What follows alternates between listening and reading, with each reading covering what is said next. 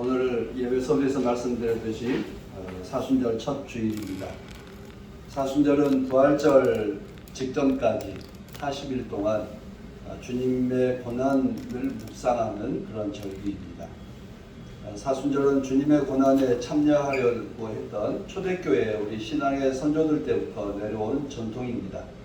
우리도 절제와 기도 또 자비를 베푸는 삶을 살아가는 기간이 되기를 바랍니다. 사순절 기간 동안 기도하려고 하는 핵심 주제는 회개입니다. 그리고 회개는 한자로 뉘우칠 회자에 고칠 개자인데요. 뉘우치고 고친다라고 하는 것입니다. 바로 고치는 것에 강조점이 들어 있습니다. 그런 점에서 우리는 회개하면 돌아서다. 가는 길을 돌아서는 것이다 라고 이야기를 합니다. 내가 잘못했습니다. 말로 하는 게 아니라 가는 길을 돌아서는 것, 즉 고치는 것입니다. 그래서 우리가 돌아서는 그 삶에, 우리의 삶에 대해서 성찰을 하고 어디에서 어떤 부분에서 돌아서야 될까라고 하는 것을 돌아보는 기간이라고 할 수 있습니다.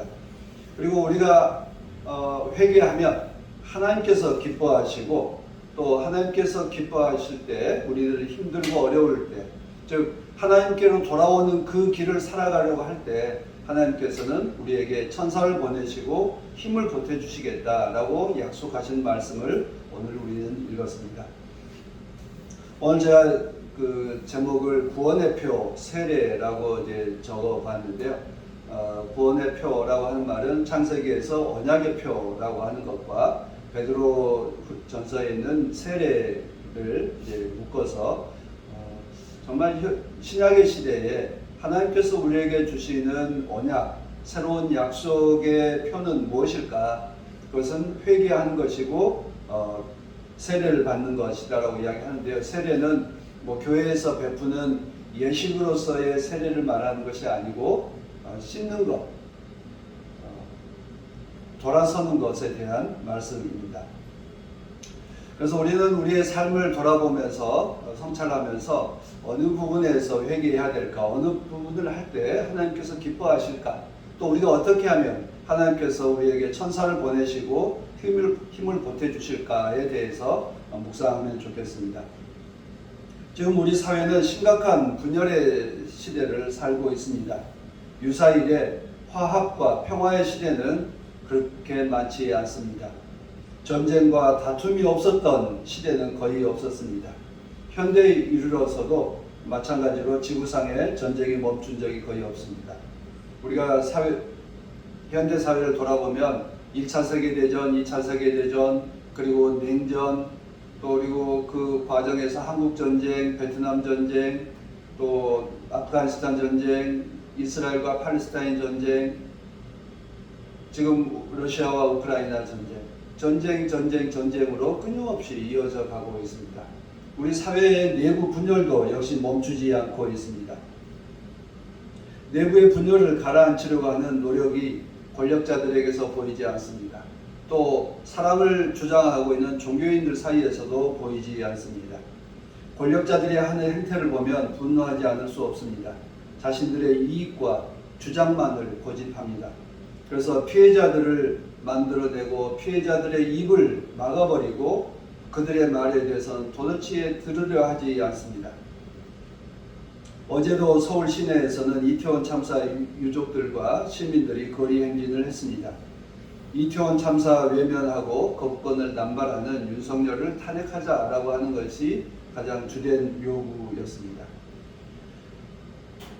특별히 윤석열 대통령의 거부권 행사를 하는 것, 즉 이태원 참사의 그 가족들의 고통에 대해서 외면하고 들으려 하지 않는 것에 대한 그런 분노였습니다. 여러분, 악플보다 더 무서운 게 뭐라고 그러죠? 무플이라고 그러죠. 그러니까 반응이 없는 게 더 이제 분노를 불러일으키고 있습니다. 그래서 그렇게 이태원 참사 가족들이 오체투지도 하고 또 삭발도 하고 여러 군데 그 방문해 가면서 정말 진상을 규명하고 책임자가 누구인지 밝혀달라고 이야기를 하는데 도대체 듣지 않습니다. 그래서 더욱 이제 분노가 더 치솟아 가고 있습니다. 결국 분노가 쌓이면 어느 때인가 폭발하게 될 것이라고 생각합니다. 뭐 이태원 참사의 그 가족들의 목소리만 듣지 않는 것이 아니죠. 또 이번에 카이스트 대학교 졸업식에서 일어난 해프닝을 여러분들도 잘 보셨을 것입니다. 졸업생이 항의했습니다. 항의의 핵심은 예산을 깎지 말아달라고 하는 것이었죠. 그런데 이미 지난 12월 달에 통과된 현 정부에서 제출한 그 예산안에서는 R&D 연구 개발 자금 예산을 30%를 깎아버렸습니다. 그런데 카이스트 대학 졸업식에 와가지고는 예산을 늘리겠다라고 말합니다. 이건 도대체 무슨 널뛰기죠? 예산을 깎아버린 와가지고는 마치 아무 일도 없었던 것처럼 이야기하면서 자기가 예산을 늘리겠다고 이야기합니다. 도대체 이 말은 믿으라고 하는 것인지 아니면 사람을 야근을 올리기 위해서 하는 말인지 알 수 없습니다. 그래서 결국 졸업생이 항의를 했는데요. 여러분 뉴스에서 보셨듯이 항의하는데 졸업생 그 사람에게 가장 첫 번째 행위가 뭐였죠? 입을 틀어막는 것이었습니다. 그 사람의 손에 그 손아귀에 힘이 들어가 있는 것 같은 그 사진 모습을 보면서 입을 이렇게 틀어막는구나 라고 하는 걸 보았습니다. 그 힘에 얼마나 손에 힘이 들어가 있는지를 딱 이제 보여주고 있는데 결국 시민들의 그 외침에 대해서 이제 무풀 정도가 아니라 아예 입을 막아버리고 그리고 사진을 들고 끌고 나가서 내팽개쳐버리는 이런 모습이었습니다. 듣지 않고 말하지 말라는 것입니다. 가까이 오지 말라는 것이었습니다. 그것은 자신이 하는 말만 듣고 자신이 거짓말을 하든 또 진실을 말하든 너희들은 듣기만 하지 말하지 말라는 것입니다. 오로지 말하는 건 자기라고 한 것입니다. 이런 시건방지고 오만한 태도가 결국 우리 사회에 분노를 불러일으키고 있습니다. 시민들은 윤석열 정권에게 갖고 지금 이제 요구하는 것은 지금 가고 있는 길을 돌아서라고 하는 것이 있습니다.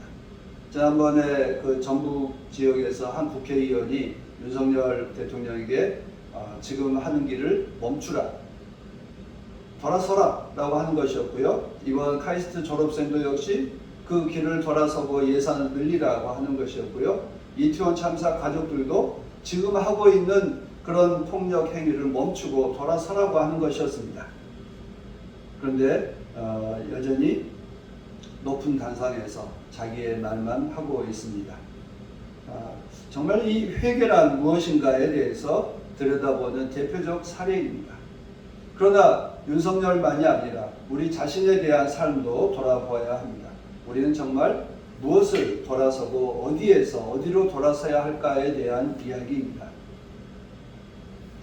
우리는 남 이야기할 때 참 쉽습니다. 저도 윤석열을 화제거리로 삼는다면 쉽죠. 제 이야기가 아니니까. 저의 잘못에 대해서 돌아보지 않아도 되니까 남 이야기할 때는 참 쉽습니다. 그러나 우리의 삶에서 무엇을 고치고 돌아서야 할까? 그것을 생각한다면 참 쉬운 일은 아닙니다. 왜냐하면 내가 살아온 관성이 있고 또 그것이 내 몸에 배어 있기도 하기 때문에 그것이 돌아선다라고 하는 결코 쉬운 일은 아닙니다. 그러나 그 쉬운 일을 하지 않기 위해서 정말 각고의 노력이 필요하죠. 예수님께서는 그 각고의 노력을 어떻게 하셨죠? 광야에서 40일 금식하셨다. 금식하시고 시험을 받으셨다라고 한 것으로 표상화되어 있습니다. 오늘 읽은 이 복음서의 말씀은 우리가 잘 알고 있는 부분들입니다. 예수님께서 세례를 받았다는 것과 광야에서 시험을 받았다는 것과 그리고 광야에서 나오셔서 하나님 나라를 선포했다라고 하는 대목들입니다. 주님이 세례를 받고 올라올 때 하늘의 음성을 듣습니다. 너는 사랑하는 내 아들이다. 나는 내 안에서 기뻐한다 라고 말씀하는 그 하늘의 음성을 주님께서 들었습니다. 하나님께서 기뻐하셨다고 하시는데 하나님께서 내가 너를 사랑하고 내가 너를 좋아하고 이제 여러 가지 버전에 따라서 번역이 좀 달리 하고 있습니다. 우리말로 번역할 때 넌 내가 사랑하는 아들이고 내가 너를 좋아한다. 내가 너로 인해서 기뻐한다. 그런 이제 번역을 하고 있습니다.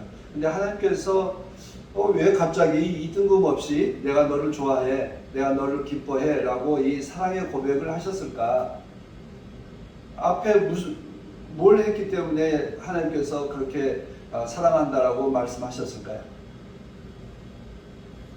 세례를 받았기 때문일까요?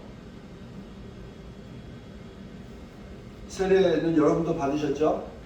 다 하나님께서 기뻐하실 일이라고 생각을 합니다. 우리는 이 세례라고 하는 말을 명사처럼 번역하고 있어서 우리 그 교회에서 행하고 있는 세례하고 거의 같다라고 생각을 해서 뭔가 입문하는 절차상이라고 생각하기 쉽습니다.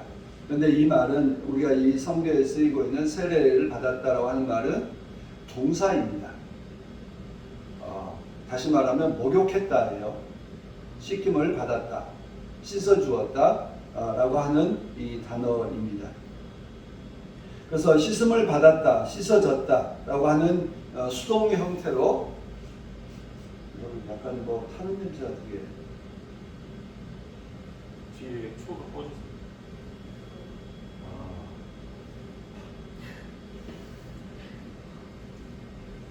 저기 한 번에 타버렸네. 초가? 앞에 꽃이 종이라서 그게 탔나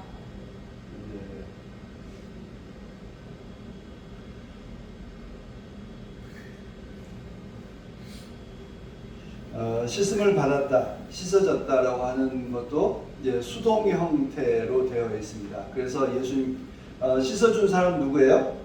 요한이고 씻김을 받은 사람은 예수님입니다. 그래서 5절을 보면 요한복음의 마가복음 1장 5절에 보면 그 세례에 대한 이야기 4절과 5절에 보면 세례에 대한 이야기를 나옵니다.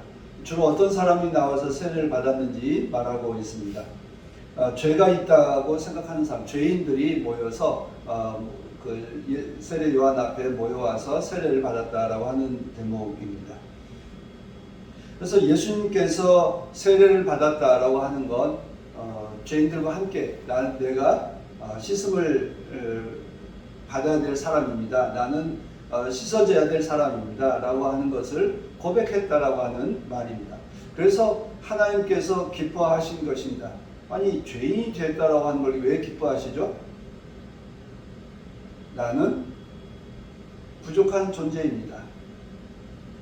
나는 언제나 하나님의 도우심과 이웃의 보살핌을 필요한 부족한 존재입니다라고 하는 그 고백이 바로 죄인의 고백이고 그리고 겸손의 고백이고 하나님께서 그것을 기뻐하신다는 것입니다.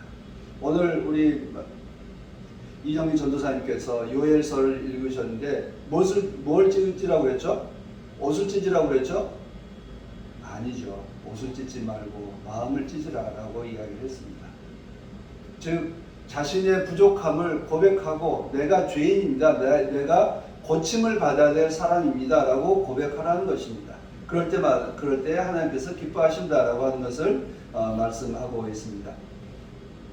그래서 스스로 주님께서 잘났다고 우쭐대지 않고 하나님의 아들이라고 또 그 당시에 남성 이렇게 우월감을 갖지 않고 나는 부족한 존재입니다. 라고 죄인의 반열에 서서 겸손하게 머리를 숙일 때 하나님께서 기뻐하셨다라고 하는 말씀입니다. 하나님 나라라고 하는 건 결국 서로 존중하는 사회, 서로를 높이는 것입니다. 당신은 죄인이 아니라 하나님의 딸이요 하나님의 아들입니다. 당신은 하나님의 사랑을 받는 사람입니다. 라고 서로를 존중하고 그리고 서로를 배려하는 것을 말하고 있습니다.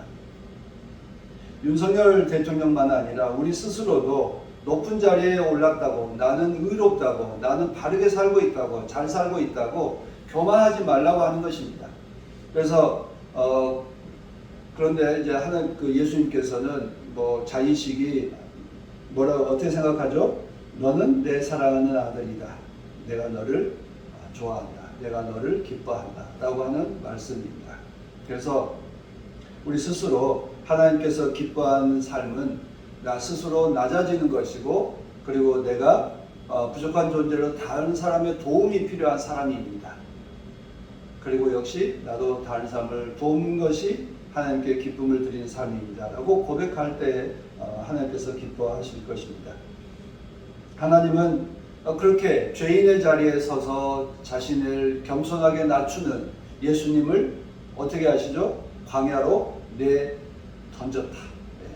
여기 우리는 곱게 번역해서 내보냈다라고 이렇게 번역하고 있는데요. 이 내보냈다라고 하는 말은 던져버렸다. 광야로 던져버렸다.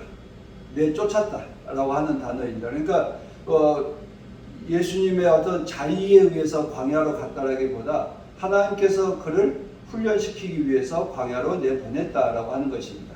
그래서 그 광야에서 훈련하고 그리고 거기서 성찰의 과정을 거쳤다라고 하는 건데요. 성령께서 그를 광야로 내보내셨고 거기에서 무슨 일을 하죠? 시험을 받으셨습니다. 그래서 시험을 받았다, 유혹을 받았다라고 하는 것인데요. 그리고 나서 하나님 나라를 선포하는 사람으로 나타났습니다. 즉 하나님의 일꾼이 되었다. 하나님의 일을 하고 하나님의 사랑을 선포하기 위해서는 죄인의 자리에 서는 것과 또 하나님에 의해서 훈련받는 것 과정들이 포함되어 있다고 하는 것을 말하고 있습니다. 오늘 읽은 마가복음 본문에는 40일 동안 뭐 하셨다고 그랬어요? 우리는 금식했다라고 되어 있나요? 마가복음에는 금식했다는 말은 없습니다. 시험을 당했다라고 되어 있습니다. 그래서 우리는 그 시험의 내용에 대해서도 마가복음에는 적혀 있지 않습니다. 마태와 누가복음에는 40일 동안 금식했다. 그리고 시험을 당했다는 내용이 몇 가지가 있죠. 성전 꼭대기에서 내려와라. 그리고 돌로 빵을 만들어 와라. 나에게 절을 해봐라. 등의 이야기가 있습니다. 그런데 마가복음에는 그 내용이 싹 빠졌습니다. 왜 마가복음은 그 내용을 말하지 않았을까? 다 알고 있기 때문에 말하지 않았을까요? 아니면 마가복음을 기록한 분은 그 내용이 중요하다고 생각하지 않았기 때문일까요? 아니면 시험이라고 하는 게 40일만으로 끝난 게 아니라 40일은 그냥 예비 단계고 앞으로 그 이후에 살아갈 모든 내용이 다 시험이다라고 생각해서일까요? 정답은 없습니다. 여러분께서 한번 상상을 해보시면 되겠습니다. 마가는 왜 시험의 내용을 말하지 않았을까? 또 마가가 생각했던 시험의 내용은 무엇이었을까? 여러분들 삶을 살아가면서 어떤 것에 대해서 시험을 받으십니까? 여러분 그리스도인으로 살아가려고 할 때 내가 바르게 살겠다, 내가 하나님의 자녀로 살겠다고 생각할 때 가장 먼저 찾아오는 유혹은 뭡니까? 아마 마가는 우리들에게 그런 그 폭을 넓혀주기 위해서 아마 그런 이야기를 하지 않은 것 같습니다.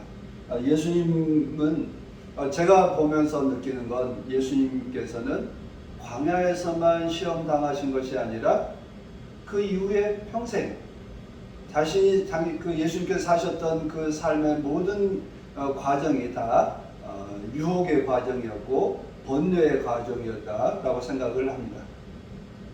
그래서 왕으로 삼으려고 할 때 그 오병이어의 기적 이후에 왕으로 삼으려고 했을 때도 그 유혹 당하지 않았겠어요? 그리고 또 모든 사람들이 선생님하고 높여주었을 때 그때도 유혹 당하지 않았겠어요? 그리고 마지막 시험이 있죠. 십자가에 달렸을 때입니다. 그때 군중들이 말하죠. 십자가에서 내려와 봐라. 그러면 내가 너를 믿겠다. 죽는 순간까지 사람들은 그에게 미끼를 던지고 유혹을 하고 있습니다. 아마 마가는 그런 점에서 우리가 그리스도인으로 산다라고 하는 그 전 과정이 유혹의 과정이고 시험의 과정이고 그리고 훈련의 과정이다라고 생각하는 것 같습니다. 그래서 내용을 말하지 않은 채 우리로 하여금 여러 가지 생각을 하게 합니다. 뭐 우리가 직장에서 일을 하거나 뭘 할 때 내가 편안해지고 내지는 또 어떤 뇌물과 뭐 부패와 그 야합을 하려고 하는 유혹들이 거의 늘 찾아올 거라 생각합니다. 그런 것들도 우리가 그리스도인으로 살아갈 때 겪는 유혹 중에 하나라고 말할 수 있습니다. 또 우리가 이웃을 사랑한다라고 말하지만, 우리가 자비를 실천한다고 말하지만 그 다음 따라오는 건 뭐죠? 나의 우쭐대미죠. 내가 이렇게 열심히 살아. 내가 이렇게 사랑을 열심히 실천했어. 나를 좀 알아봐줘. 스스로 자의식을 고양시키는 것까지는 좋지만, 그것이 하지 않는 사람에 대해서 업신여김으로 나타날 때, 또 내가 우쭐거림으로 나타날 때, 그것이 모두 다 교만이고 시험에 빠진 것입니다. 최근에 한 정치인이 연탄을 날랐죠. 그런데 옷은 말짱한데 어디에 묻었어요? 얼굴에다 연탄에 까만 걸 발랐습니다. 왜 그랬겠어요? 내가 연탄을 날랐다는 걸 여러 사람들에게 광고하고 싶은 거죠. 자기를 드러내고 싶은 거예요. 결국 그 성서에서 오른손이 하는 일을 왼손은 모르게 하라. 그 사랑을 실천한 것에 대해서 이야기를 하는데, 오른손이 한 일을 행여 다른 사람이 모를까봐 온갖 곳에 그 자랑하고 싶어하는 것이 우리들의 그 본 모습이고, 그런 것을 끊임없이 깨닫게 해주기 위해서 우리는 시험 과정에 살고 있다고 하는 걸 말하고 있습니다. 우리가 거룩한 시험을 당해서 이겨내는 것, 그것이 아마 우리 스스로를 성화해 가는 과정이고, 또 그것이 우리가 그리스도인으로 훈련되어 가는 과정이라고 말할 수 있습니다. 예수님은 광야에서 그 시험을 당할 때 그 옆에 누가 있어요? 천사가 시중을 들었다. 사나운 들짐승과 사탄이 있을 때 천사가 옆에서 시중을 들었다라고 말합니다. 결국 저는 이 말씀을 이제 보면서 그런 생각을 합니다. 우리가 세상을 살아가는 동안에 우리가 유혹당하고 우리가 죄인으로 자기를 겸손하게 할 때, 힘들고 어려울 때 하나님께서 우리에게 그냥 내 혼자 이겨내도록 내버려 두지 않으시고 천사를 보내시고 또 주의 성령을 보내셔서 우리를 위로해 주시고 힘을 주신다라고 하는 것을 이렇게 확신해 주셨습니다. 하나님께서 창세기 이야기를 여러분 돌아보시면 오늘 노아에게 뭘 주신다고 하셨죠? 내가 너를 심판하지 않겠다. 내가 너를 구원해 주겠다. 내가 너와 함께 하고 있다라고 하는 걸 상징하는 표를 주겠다라고 하시죠. 그것이 언약의 표, 무지개였고요. 그리고 세례에서는, 베드로후서에서는 세례를 이야기합니다. 그리고 우리의 그리스도인으로서 시험을 당할 때에 나에게 나타난 천사가 하나님께서 나와 함께 하고 있다라고 하는 표징이라고 하는 것입니다. 하나님의 딸과 아들인 우리들이 힘들고 어렵게 살아갈 때 우리 곁에 천사를 보내주신다 하는 것입니다. 우리가 살아가는 동안에 여러분 천사를 보셨습니까?